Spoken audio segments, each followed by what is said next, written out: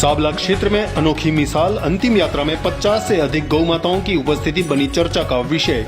भाटोली गांव में इंसानियत, सेवा और आस्था का अनोखा संगम।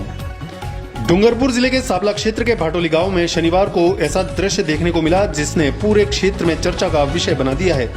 गांव के बुजुर्ग सज्जन कुंवर धर्मपत्नी स्वर्गीय नाथू सिंह के आकस्मिक देवलोक गमन के बाद उनकी अंतिम यात्रा में लगभग 50 से अधिक गौ माता का झुंड घर से लेकर करीब 5 किलोमीटर दूर मोक्षधाम तक शव यात्रा के साथ साथ चला।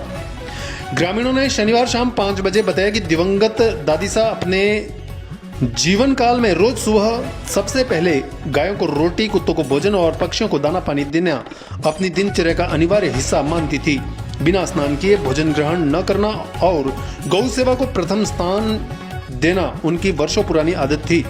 ग्रामीणों का कहना है कि दादी माँ ने अपने हाथ की रोटी से गायों को कभी वंचित नहीं किया।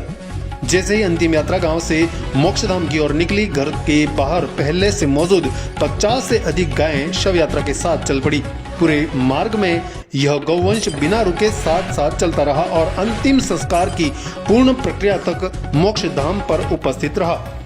अंतिम संस्कार के बाद ही यह पूरा झुंड स्वयं गांव की ओर लौट गया। ग्रामीणों ने इसे एक दिव्य संकेत और धर्म गौ भक्ति का अद्भुत मिलन बताया। लोगों का मानना है कि जो व्यक्ति जीवन भर धर्म और गौ सेवा करता है उसके मोक्ष मार्ग में स्वयं प्रभु गौ रूप में साथ में चलते हैं।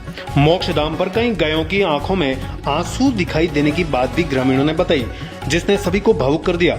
हिंदू धर्म में गौ माता को मिला सर्वोच्च स्थान दादीसा के जीवन और अंतिम यात्रा दोनों में स्पष्ट रूप से दिखाई देता है। ग्रामीणों ने कहा कि जीव मात्र की सेवा कभी व्यर्थ नहीं जाती और यह घटना इसका जीवंत उदाहरण बनकर सामने आई। यह अद्भुत दृश्य साबला क्षेत्र में आस्था, सेवा और सद्भावना का प्रतीक बनकर लोगों के लिए चर्चा का